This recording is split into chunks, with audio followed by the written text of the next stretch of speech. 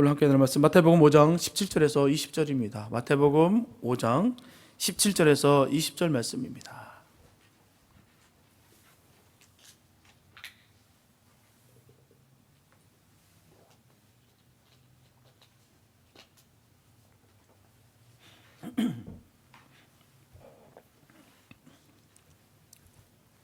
마태복음 5장 17절에서 20절 말씀입니다. 주님의 귀한 말씀 봉독해 올립니다. 내가 율법이나 선지자나 폐하러 온 줄로 생각지 말라. 폐하러 온 것이 아니요 완전케 하려 함이로라. 진실로 너에게 이르노니 천지가 없어지기 전에는 율법의 1.1획이라도 반드시 없어지지 아니하고 다 이루리라. 그러므로 누구든지 이 계명 중에 지극히 작은 것 하나라도 버리고 또 그같이 사람을 가르치는 자는 천국에서 지극히 작다 일컬음을 받을 것이요 누구든지 이를 행하며 가르치는 자는 천국에서 크다 일컬음을 받으리라. 내가 너에게 이르노니 너희 의가 서기관과 바리새인보다 더 낫지 못하면 결단코 천국에 들어가지 못하리라. 아멘. 오늘 본문 말씀은 변하지 않는 것에 관한 말씀입니다. 오늘은 변하는 것과 변하지 않는 것이 무엇이며 무엇은 변하고 무엇은 변하지 않아야 되는 것을 생각해 보면서 은혜를 나누고자 합니다. 분명한 것은 우리가 사는 세상에는 변하는 것과 또 변하지 않는 것이 있어요. 하늘에 있는 해와 달과 별은 변하지 않습니다. 세상이 창조된 이후에 해와 달과 별은 제 시간에 제자리에서 빛을 발하고 있습니다. 하지만 땅에 있는 풀과 나무는 수없이 변화되고 있어요. 봄이 되면 새봄이 돋고 가을이 되면 낙엽이 집니다. 여름에 무성하던 숲이 겨울이 되면 그 메마른 가지만 남는다는 거예요. 그리고 사람도 변합니다. 어린아이가 어른이 되고 젊은이가 노인이 됩니다. 또한 한국 사람들은 예전에 다 한복을 입었어요. 지금 어떻습니까? 특별한 날이 아닌 이상 한복을 입지 않습니다. 뿐만 아니라 걸어 다니다가 자동차를 타고 다니고요. 지금은 비행기를 타고 여행을 다닙니다. 그런가 하면 변하지 않는 것도 있어요. 인심은 변하지 않습니다. 옛날이나 지금이나 어려운 일 당한 사람 보면 동정심이 생기고요. 또 죽은 사람을 보면 슬프면서 눈물을 흘립니다. 우정이 변하지 않는 사람도 있어요. 10년, 20년 지나도 우정이 변하지 않는 사람이 있습니다. 이렇게 변하는 것과 변하지 않는 것은 조화를 이루고 있는 거예요. 세상이 변하는 것만 있다면 어떨까요? 혼란에 빠질 거예요. 세상이 변하지 않는 것만 있다면 좋을까요? 아닙니다. 몸이 건조한 세상이 될 거예요. 변하는 것이 있기 때문에 다채로울 수가 있는 것이고요. 변하지 않는 것이 있기 때문에 안전을 기할 수가 있는 것입니다. 그래서 변하는 것과 변하지 않는 것을 조화시킬 줄 아는 것이 지혜예요. 나라도 변해야 된다, 사회도 변해야 된다 소리 높아요. 변하는 나라는 사회는 살아남는다. 나라와 사회는 개혁해야 된다. 신앙도 변해야 된다. 교회도 변해야 된다. 변하지 않는 신앙은 죽은 신앙이다. 변하지 않는 교회는 죽은 교회다 하는 사람들이 있습니다. 여러분들 어떻게 생각하십니까? 교회도 변해야 된다고 생각하십니까? 신앙도 변해야 된다고 생각하십니까? 교회 주일학교 교육을 바꿔야 된다. 교회 행정 조직을 바꿔야 된다. 전도하는 방법을 바꿔야 된다. 선교 활동, 선교 정책을 바꿔야 된다. 그렇지 않으면 전도와 선교에 성공할 수 없다 하는 사람들이 많습니다. 여러분들도 그렇게 생각하십니까? 그 누구보다도 가장 심한 변화의 시대를 산 사람이 바로 예수님 되십니다. 예수님은 구약이 신약으로 바뀌는 그 소용돌이 속에 살았어요. 율법은 폐하고 복음의 문이 열리는 시대에 살으셨습니다. 제사 제도는 폐지되고 예배로 하나님을 섬기는 시대에 살았습니다. 유대인에게 갇혀 있었던 구원이 세계 만민에게 전파되는 시대에 살았어요. 하지만 예수님이 전도 활동은 그리 평탄치 않았습니다. 많은 사람들로부터 비판을 받았어요. 거센 반대 사람들이 있었습니다.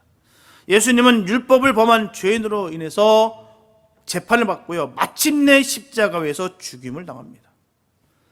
이렇게 변화에는 희생이 따른다는 거예요.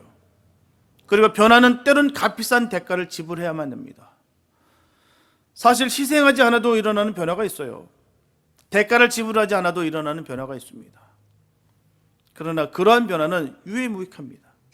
유행 따라가는 변화는 의미가 없어요. 이를테면 다른 사람이 옷을 바꿔 입으니 나도 바꿔 입고, 다른 사람이 놀기를 좋아하니 나도 놀기를 좋아하는 것은 아무 의미가 없습니다. 분명 참된 변화는 대가를 지불해야 되는 거예요. 참된 변화는 희생이 따르기 마련입니다. 예수님께서 변화를 위해 비싼 대가를 지불했어요. 예수님이 죽음으로 희생이 제물이 되었기 때문에 구약의 그 불완전한 제도와 그 제사는 오늘의 예배와 선교와 전도로 다 바뀌었습니다. 예수님은 변화된 사람이 아니고요, 변화를 일으킨 사람입니다. 바람직한 변화는 변화를 일으키는 사람이 있을 때 참된 변화가 일어난다는 것이죠. 예수님은 6월절에 예루살렘 성전에 들어가셨습니다. 성전 안에서 무슨 일이 벌어졌을까요? 소와 비둘기를 팔고 돈을 받으며 장사치들이 그 나무에 따르는 거예요. 어지럽게 했습니다. 예수님은 그들의 상을 뒤엎으셨고요, 채찍으로 그들을 내어 쫓았습니다. 그리고 성전을 기도하는 집으로 바꾸셨습니다. 예수님은 6월절 음식 먹는 자리에서 6월절을 성찬식으로 바꾸었습니다. 양고기와 무교병 대신에 포도주와 떡으로 예수님 자신이 흘릴 피와 살을 기념케 하셨다는 거예요. 예수님은 77절을 성령 강림절로 바꿨습니다. 예수님께서 승천하신 후에 제자들이 예수님이 약속하신 성령 강림을 기다렸어요. 제자들은 77절 제사를 드리지 않았습니다. 번제도, 속죄제도, 화목제도 드리지 않았습니다. 예루살렘 다락방에 모여서 기도할 때 성령 충만을 받았어요. 성령 충만을 받은 후에 어떻습니까? 복음을 땅끝까지 전파했습니다.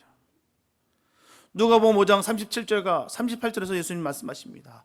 새 포도주를 낡은 가죽 부대에 넣는 자가 없나니 만일 그렇게 하면 새 포도주가 부대를 터뜨려 포도주가 쏟아지고 부대도 버리게 되리라. 새 포도주는 새 부대에 넣어야 할 것이라. 기독교는 변화의 종교라고도 할 수가 있어요. 사회를 변화시키고 나라를 변화시키고 또한 민족을 변화시킵니다. 그래서 신앙도 변해야 됩니다. 변하지 않으면 바른 신앙을 가질 수가 없어요. 하지만 변화되는 것이 아니고 변화를 일으키는 것입니다. 반드시 새 포도주는 새 부대에 넣어야 되는 것이죠. 새 포도주를 낡은 부대에 넣으면 부대가 터져 포도주도 못 쓰게 되고 또한 부대도 못 쓰게 됩니다. 그러고 보면 미국은 어떻습니까? 새 포도주를 새 부대에 넣은 나라라고 할 수도 있어요.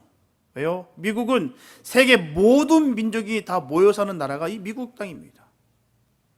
두 민족이 한 나라에 사는 것도 어려운데요, 수십 종의 인종이 모여 한 나라를 이루어 산다는 것은 기적 중의 기적일 거예요. 이렇게 되기까지에는 미국의 변화를 일으킨 민족이 있습니다. 그 민족이 지금은 세계를 변화시키고 있어요.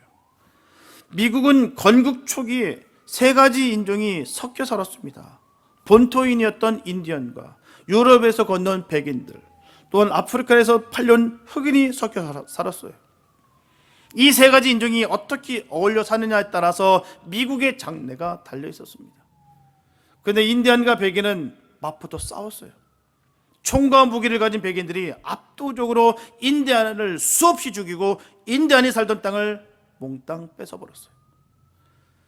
그리고 나머지 인디언은 보호구역 안에 가둬두고 먹을 것 주고 입을 것을 주면서 그들을 서서히 쪼그라들었습니다.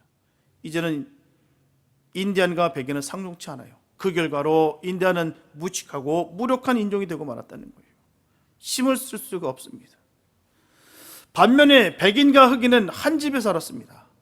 한 마을에 살았어요. 백인들이 흑인들을 노예로 부려먹었습니다. 아주 짐승같이 처참하게 부려먹었다는 거예요. 흑인 남자는요 노예가 되고 흑인 여자는 하녀가 되었습니다. 흑인은 백인에게 악수를 청할 수가 없어요. 만일 흑인 남자가 백인 여자에게 악수를 청했을 때 그것은 간통죄에 해당됩니다. 흑인은 당시에 시민권도 없었고요, 투표권도 없었습니다. 흑인의 자식들은 돈으로 팔려나갔어요. 이와 같은 인종차별을 폐지하기 위해서 나선 미국 대통령이 나옵니다. 그가 바로 에브라임 링컨입니다. 링컨 대통령은 노예해방을 선언했어요. 그로 인해서 남북이 갈려 4년 동안 치열한 전쟁을 벌어집니다. 다행히 노예해방을 지지하는 북군이 승리했어요. 후에 아이젠하워 대통령은 흑인들의 인권 운동에 손을 들어줍니다.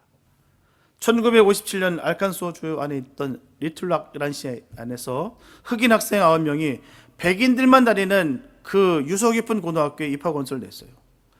시교육위원회에서는 그들의 입학을 허락합니다. 백인들이 반발하고 나섰어요. 백인들은 법원에 고소를 합니다. 주재판소에서 입학을 거부하는 판결 내려요. 연방재판소에서 뒤엎어서 주재판소에 있는 판결을 무효로 판결 내립니다. 화가 난 주지사는 민병대를 동원해서 9명의 그 흑인 학생들이 등교를 하지 못하게 막아버렸어요. 이 소식을 들은 아이젠하워 대통령은 1000명의 그 낙하산 부대를 그곳에 투입합니다. 그 9명의 흑인 학생들이 한 학기 동안 무사히 공부를 마치기 위해서 호익했다는 거예요.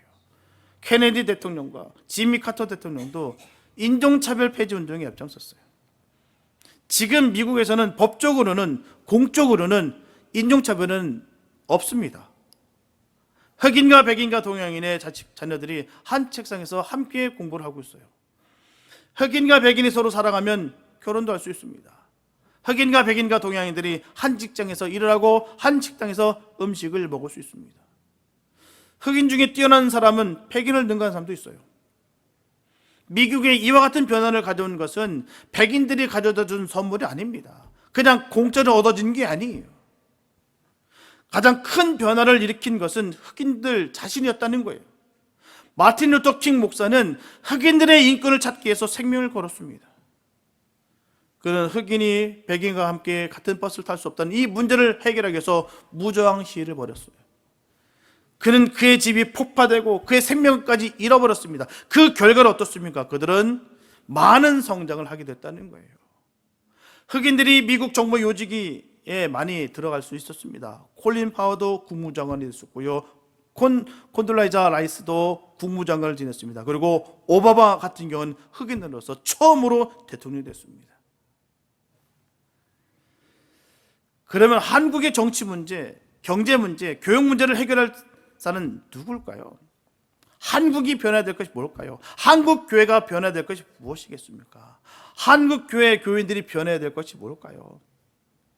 저절로 변화되는 것은 변하는 것이 아닙니다. 그것은 속하여 타락이라는 거예요. 한국이 변하는 대로 그냥 놓아두면 한국은 부도덕의 나라가 되고 금력과 권력과 짓눌린 그런 나라가 될까 봐 걱정하는 사람들이 많습니다. 그럼 북한을 변화시킬 사람이 누굴까요? 북한 국민들이 일어나 자유를 되찾게 할 사람이 누굴까요? 북한 국민들도 흑인들처럼 일어나 자유와 주권을 되찾으면 얼마나 좋을까요? 북한에는 마틴 루터 킹 같은 목사가 나지 못하는 이유가 뭘까요? 그리고 중동 문제를 해결할 사람이 누구겠습니까? 유대인과 아랍 민족 사이의 변화를 오게 할 사람이 누굴까요? 이란의 변화를 오게 할 사람이 누굴까요? 기독교와 무슬림 사이의 변화를 오게 할 사람이 누굴까요? 예수님처럼 자기를 희생할 사람이 있으면 변화는 오게 될 것입니다. 예수님은 오늘도 살아서 역사하십니다. 그 주님이 지금도 역사하신다는 거예요. 예수님의 말씀은 지금도 살아 역사하십니다. 틀림없는 사실이에요. 새 포도주는 새 부대에 넣어야 한다는 진리의 말씀을 믿고 실천하는 사람이 한 사람이라도 있다면 그 사회, 그 국가, 그 교회에는 변화하는 역사가 일어날 줄로 믿습니다. 변화를 일으키는 사람이 되시기 바랍니다. 사회적인 통념들, 관념에 묶여있는 것이 아니라 하나님의 말씀에 묶이는 삶을 사시기 바랍니다. 하나님의 말씀을 구체화하는 것이 진정한 법이에요. 그게 진정 통념입니다. 우리는 자꾸 뒤틀려 있는 이 관념들 때문에 뭔가 이상하게 끌어가고 있어요. 세상에 있는 그런 모습들이 다 맞다는 식으로 대세에 끌려갈 때가 얼마나 많은지 모릅니다. 아닙니다. 우리는 말씀에 이뤄가는 거예요. 왜요? 하나님은 살아계시기 때문에, 하나님의 말씀은 지금도 역사하시기 때문에 있습니다. 그런데 우리들은 모습 어떻습니까? 하나님의 말씀은 분명히 우리에게 주셨습니다. 우리가 사는 길과 죽는 길에 대해서 분명히 우리에게 말씀해 주셨어요. 그럼 우리 사는 길을 가야 돼요. 근데 죽는 길을 걸어가면서 원망할 때가 얼마나 많은지 몰라요. 뭐라고 하지 않습니까? 왜 하나님의 말씀이 왜 이루어졌습니까? 그렇게 원망하는 거예요. 왜요? 분명히 주님께서는 다 약속하셨고 말씀하셨거든요. 그대로 될 줄 믿습니다. 그대로 될 줄 믿는데도 불구하고 우리가 그 길을 걷지 않고 다른 길로 걷는데도 불구하고 왜 하나님의 말씀이 응답됐습니까? 라고 원망하는 모습들이 우리 주변에 얼마나 많은지 몰라요. 내가 그 말씀을 지키지 않았으면서, 내가 그 말씀을 따르지 않았으면서도 불구하고 왜 나에게 이런 일이 벌어집니까? 라고 원망하는 모습들이 얼마나 많은지 몰라요. 결국 그 말씀은요, 왜 하나님 말씀대로 되게 하셨습니까? 이 말과 똑같은 거예요. 우리는 주님의 말씀이 그대로 될 줄로 믿습니다. 그래서 우리는 그 말씀을 붙잡고 나가는 거예요. 그 말씀대로 살면 우리는 지지 않습니다. 그 말씀대로 살아가시기 바랍니다. 새 포도주에 새 부대에 넣어들 줄 믿습니다. 변화를 일으키는 복 있는 삶 되시길 예수의 이름 축복합니다. 둘째로 생각하고자 하는 것은 변하지 않는 것이 있습니다. 변하지 않는 것이 있어요. 변하지 않는 것은 영원한 것입니다. 진실한 것입니다. 변하지 않는 것은 진리예요. 변하지 않는 것이 있기 때문에 집이 서 있고 나라가 서 있고 교회가 서 있습니다. 저 사람들은 변하지 않는 것을 소유했어요. 변하는 것만 가지고 있으면 낭패를 당합니다. 예를 들어서 화재가 났을 때 변하지 않는 것을 숨겨놓은 사람은 불탄 재대미 속에서 건진 변하지 않는 것으로 인하여 새 삶을 시작할 수가 있어요. 수재가 났을 때 변하지 않는 땅을 가진 사람은 그 땅 위에 새로운 사업을 시작할 수가 있습니다. 변하지 않는 것은 찾아 나서야 됩니다. 변하지 않는 것은 여기저기 굴러다니는 것이 아니에요. 변하지 않는 것은 땅 속에 묻혀 있고 흙 속에 감춰져 있습니다. 찾는 자가 찾을 수 있고 두드리는 사람이 가질 수가 있어요. 누가복음 11장 9절에서 예수님께서 말씀하시기를 구하라 그리하면 너에게 주실 것이요 찾으라 그러면 찾을 것이요 문을 두드리라 그러면 너에게 열릴 것이니라. 남의 밭을 가는 농부가 있었다고 합니다. 그 농부가 열심히 밭을 가고 있었을 때 쟁기에 무엇이 부딪히는 소리가 들렸어요. 걸음을 멈추고 쟁기를 놓고서 그곳을 파봅니다. 하니 장독이 하나 붙여 있었어요. 그 장독을 열고 보니 값비싼 무화가 가득 들어 있었습니다. 농부는 그 장독을 숨겨두고 돌아가서 그 자기 재산을 다 팔아 그 밭을 사버렸어요. 그 밭에 감춘 무화는 그 농부의 것이 되었습니다. 농부는 그 밭이 남의 밭이지만 밭을 갈았기 때문에 부화가 든 장독을 발견할 수 있었다는 것이죠. 장독에 든 부화가 귀한 줄 알았기 때문에 자기 전 재산을 다 팔아서 그 밭을 샀다는 것입니다. 사람들은 농부가 왜 재산을 팔아다 밭을 사는지 알 수 없었어요. 남의 밭을 가는 농부가 부화를 발견할 줄 몰랐다는 것이죠. 우리가 사는 캘리포니아주에도 보면 그 세크라멘토 안에 아메리칸 리버라는 강이 흐르고 있습니다. 이 강에는 연어가 나기로 유명해요. 연어 알을 부화시켜 강물로 내려보내는 연어 양식장이 있습니다. 이보다 더 놀란 사실은 이 강에서 이 캘리포니아에 황금이 쏟아졌다는 사실은 많은 사람들이 알고 있습니다. 1848년 1월 어느 날 아침 한 나그네가 그 강가에 도착했어요. 그 사람은 어디에 집을 지을까, 어디에 삶의 터전을 마련할까 찾아 헤맸던 사람이었어요. 세크라멘토에서 집을 짓고 사는 사람들은 그 강에 관심도 없습니다. 그러나 그는 그곳에서 정착하게 돼요. 그래서 아침에 잠에서 깨지 않은 채 물가 내려가 물을 옮겨 세수하기 시작하는데요. 세수를 끝마치기 전에 먼 발치에서 아침 햇살에 눈부시는 반짝이는 것을 발견하게 됩니다. 그 사람은 다리를 걷고 몇 걸음 들어가 손을 뻗쳐 물속에 빛나는 것을 드러내 보였어요. 바로 금덩어리였어요.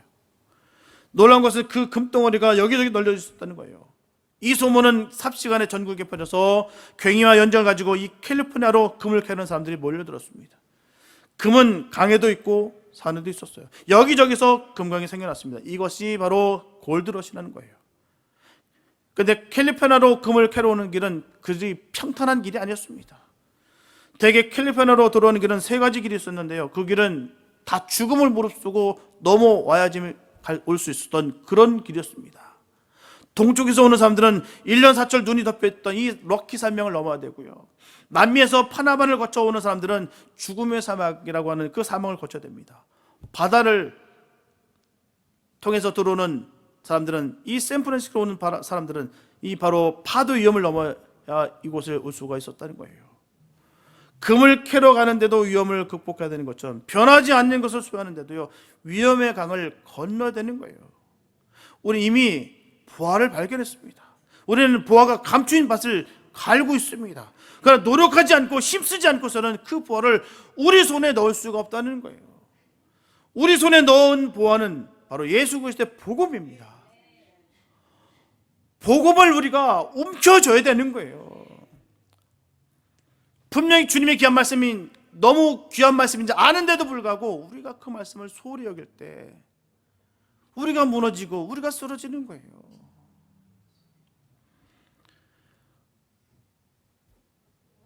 예수 안에는 변하지 않는 그 보화가 있습니다.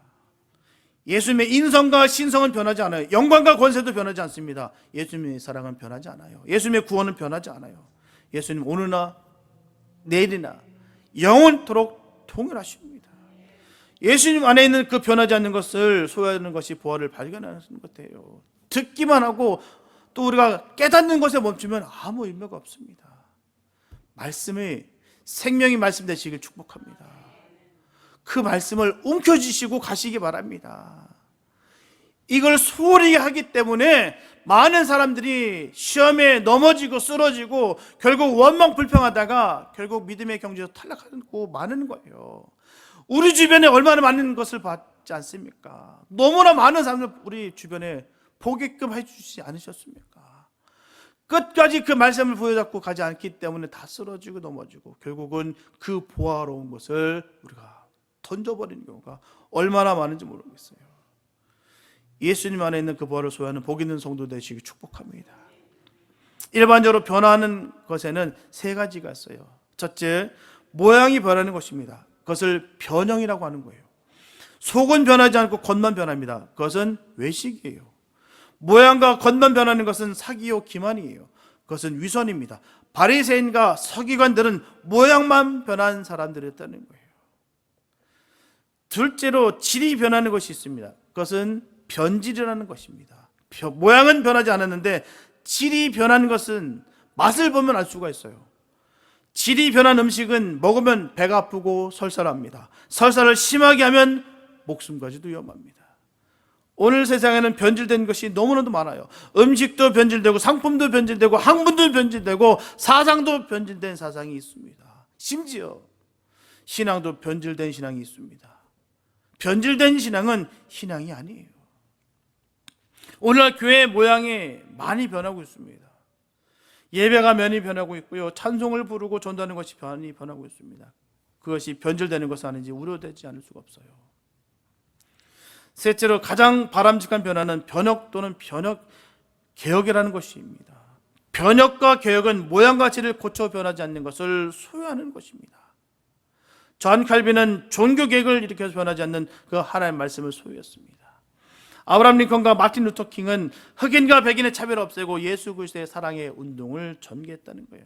그렇다면 어떻게 하면 변화와 변혁을 가질 수 있을까요? 내가 변화해야 됩니다. 내가 변화되지 않으면 다른 사람을 결코 변화시킬 수가 없어요. 자기 앞도 닦지 못하는 사람이 다른 사람의 앞을 닦을 수가 없다는 것입니다. 자신을 변화시킨 대표 사람이라고 꼽을 수 있다면 우리 사도 바울일 수 있을 것입니다. 사도 바울은 어떤 사람이었어요? 율법주의자였습니다. 바리새인 중에 바리새인이었어요. 형식주의자였습니다. 사도 바울은 자신을 뜯어 고쳤어요. 그는 새 사람이 되었습니다. 그는 복음주의자가 됐다는 거예요. 선교사가 되었습니다. 그는 예수 그리스도로 말미암아 충만한 사람이 되었다는 거예요. 사도 바울은 많은 사람을 변화시켰습니다. 유대인을 변화시켰고 이방인을 변화시켰습니다. 헬라인을 변화시켰고 로마인을 변화시켰습니다. 그러기 위해서 많은 희생과 대가를 지불할 수밖에 없었다는 거예요. 사도 바울은 자지도 못했고 먹지도 못하고 매를 맞으며 감옥에 갇혔습니다. 강도의 위험을 당하고 동족의 위험을 당했어요. 저와 여러분들은 사도 바울처럼 변하여 새 사람 되시기 바랍니다. 세상을 변화시키는 사람 되시기 바라죠. 변하지 않는 믿음을 소유하는 복 있는 사람 되시기 바랍니다. 내게 주신 영원한 생명이 가장 절대 가치인 것을 기억하시기 바랍니다. 그 생명 주시기 위해서 우리 주님께서 어떤 희생을 당하셨는지를 꼭 기억하시기 바랍니다. 가장 시험에 들고 가장 무너지는 사람들을 보면은 딱 그거예요. 우리 주님께서 나를 위해서 어떻게 희생하셨는가를 잊어버렸다는 거예요. 우리 주님께서 나를 위해서 희생했다는 것을 기억하는 사람들은요, 넘어지지 않습니다. 이 감사가 입술의 고백 속에서 끊어지지가 않아요. 지금 상황 형편과 형편들이 나를 지배하지 못합니다. 예수로 말미암아 그렇습니다. 예수로 말미암아 승리하시기 바랍니다. 예수로 꽉 채우면은 넘어지지 않아요. 변화시키는 삶 되시기 바랍니다. 내가 먼저 주님으로 말미암아 변화되어 남들도 변화시킬 수 있는 복 있는 삶 되시기 축복합니다. 주님이 우리에게 바라시고 간절히 원하신 바가 거기 있는 거예요. 변화시키는 사람 되기를. 사랑하는 여러분, 저는 많이 변했어요. 옛날 앨범을 뒤적이다가 참 대학 졸업할 때 찍은 사진을 봤습니다. 요즘 제 졸업 시즌이기 때문에 보게 되더라고요. 나는 얼마큼 변했는지 몰라볼 정도로 많이 변했더라고요. 마음은 똑같아요. 그래서 옛날 어른들의 마음이 이해가 되더라고요. 마음은 28 청춘이래요. 근데 몸이 안 따라준다는 것이죠. 그러다 다친대요. 나는 20대다 생각했더니 벌떡 일어나다가 몸은 80대예요. 그래서 넘어져서 쓰러지고 많이 다친다고 하는 얘기를 듣습니다. 마음은 그래요. 근데 바뀌었더라고요. 제 나이가 지금 많이 않지 않은데도 불구하고 벌써 30년 전의 모습을 보니까, 가까이 보니까 변화됐더라고요. 그럼 내 안에 변하지 않는 것이 있습니다. 예수 그리스도를 나의 생명의 주로 믿는 믿음이에요. 주님의 복음 위에 내 모든 것을 바쳐야 한다는 이 사명감은 조금도 변하지 않고 있습니다. 저는 내 모습이 변한 것을 부끄러워하지 않습니다. 내 안에 변하지 않는 믿음과 사명이 있다는 것을 자랑으로 생각합니다. 여러분들도 그랬으면 좋겠습니다. 세월에 가면 갈수록 내 믿음이 더욱 견고해지고 사명감과 그 충실함을 더욱더 세울 수 있는 복 있는 삶 되시길 축복합니다. 세월에 한탄하지 마시고 세월의 그 역경을 통해서 내가 아프고 쓰린 것에 대해서 원망하지 마시고 기뻐하시고 감사하시면서 주의 뜻을 이루는 삶 되시기 바랍니다. 자, 여러분들도 변할 것은 변하여 새 사람 되고 변하지 않는 믿음과 사명을 간직함으로 말미암아 복 있는 성도들 되시기를 예수님의 이름으로 축원합니다. 기도합니다. 사랑해 주님 감사합니다. 아버지 하나님, 너무너무 감사합니다. 하나님, 나의 주인 되어 주시고 아버지 되어 주시니 얼마나 감사한지요. 하나님, 내 안에 계신 그 주님과 함께 일평생 살아가면서 기뻐하고 감사하며 승리의 삶을 살아갈 수 있는 우리가 되게 축복하여 주시옵소서. 주의 은혜와 영광이 넘칠 줄을 믿습니다. 하나님, 인도하여 주시옵소서. 내 안에 변하지 않는 그 견고한 믿음이 되게 축복하여 주시옵소서. 늘 성령 충만케 하여 주시고 예수로 가득 채워 주셔서 온전히 주의 영광 복 있는 삶 되게 인도하여 주시옵소서. 주께서 함께 하실 것을 간절히 믿사옵고 우리를 구원하신 예수님의 이름이 됐습니다.